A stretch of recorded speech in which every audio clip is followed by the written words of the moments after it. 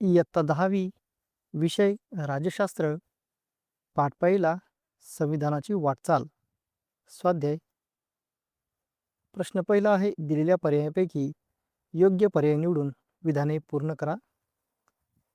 1. महाराष्ट्रात स्थानिक शासन संस्थांमध्ये महिलांसाठी डॅश जागा राखीव ठेवण्यात आलेल्या आहेत. पर्याय 25%, 30%, 40%, 50%. उत्तर ड 50%. 2. पुढील कोणत्या कायद्याद्वारे महिलांना त्यांचे स्वातंत्र्य जपण्यास आणि स्वतःचा विकास साधण्यास अनुकूल वातावरण निर्माण केले आहे? पर्याय अ. माहितीचा अधिकार कायदा, ब. हुंडा प्रतिबंधक कायदा, क. अन्न सुरक्षा कायदा, ड. यापैकी कोणतेही नाही. उत्तर आहे ब. हुंडा प्रतिबंधक कायदा.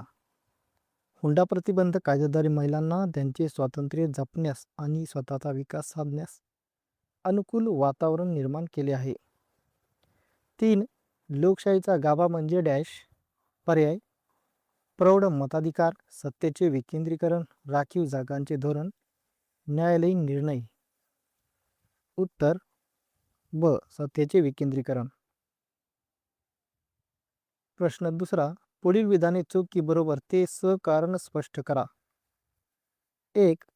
भारतीय लोकशाही जगातील सर्वात मोठी लोकशाही मानली जाते. बरोबर, कारण भारतात प्रौढ मताधिकाराची तरतूद आहे. 18 वर्षावरील सर्व नागरिकांना मतदानाचा अधिकार आहे. भारतातील मतदारसंख्या जगात सर्वाधिक आहे. त्यामुळे भारतीय लोकशाही जगातील सर्वात मोठी लोकशाही मानली जाते.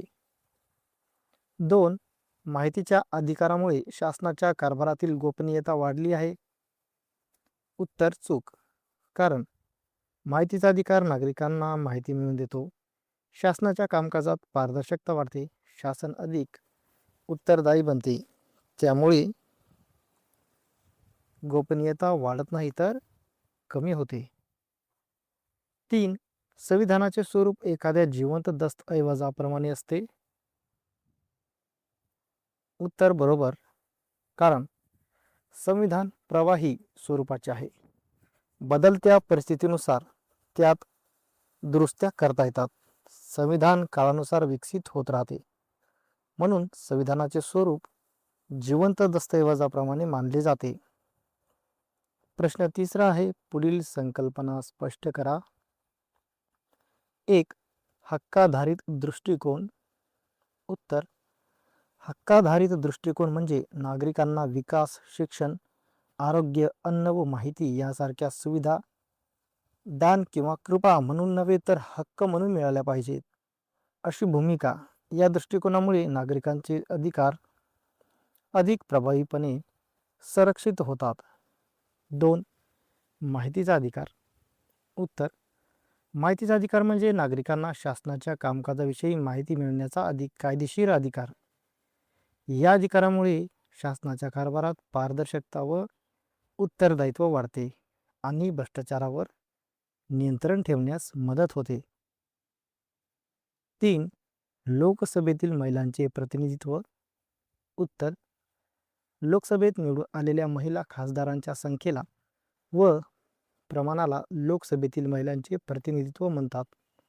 भारतात महिलांचे प्रतिनिधित्व हळूहळू वाढत असले तरी ते अद्याप पुरुषांच्या तुलनेत कमी आहे. महिलांचा सहभाग वाढल्याने लोकशाही अधिक सर्वसमावेशक बनते. प्रश्न चौथा, पुढील प्रश्नांची थोडक्यात उत्तरे लिहा. 1. मतदाराचे वय 21 वर्षावरून 18 वर्षे केल्यामुळे कोणते परिणाम झाले? उत्तर 18 वर्षावरील युवक युवतींना मतदानाचा अधिकार मिळाला. नव्या युवा वर्गाला राजकीय प्रक्रियेत सहभागी होण्याची संधी मिळाली. मतदारसंख्येत मोठी वाढ होऊन लोकशाही अधिक बळकट झाली. राजकीय पक्षांनी युवकांच्या समस्या व अपेक्षांकडे अधिक लक्ष देण्यास सुरुवात केली. युवकांमध्ये राजकीय जागरूकता व जबाबदारीची भावना वाढली. भारतीय लोकशाहीची व्याप्ती आणि सहभाग वाढून ती अधिक सर्वसमावेशक बनली. 2. सामाजिक न्याय प्रस्थापित करणे म्हणजे काय? उत्तर सामाजिक न्याय प्रस्थापित करणे म्हणजे समाजातील सर्व व्यक्तींना समान दर्जा, समान संधी आणि न्याय मिळवून देणे होय.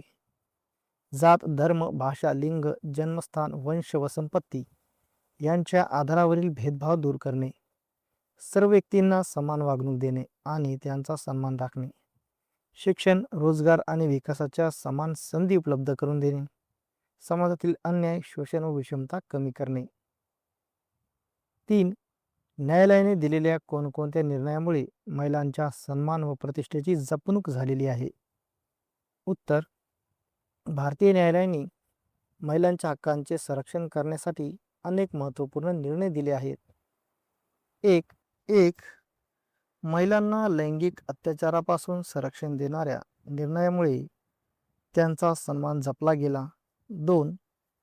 घरगुती हिंसाचाराविरोधातील कायद्यांची प्रभावी अंमलबजावणी करण्यास न्यायालयाने पाठिंबा दिला. 3. महिलांच्या समान हक्क व स्वातंत्र्याचे संरक्षण करणारे निर्णय दिले. 4. महिलांच्या प्रतिष्ठा, आत्मसन्मान व सुरक्षिततेला प्राधान्य देणारे अनेक महत्त्वपूर्ण निर्णय न्यायालयाने दिले.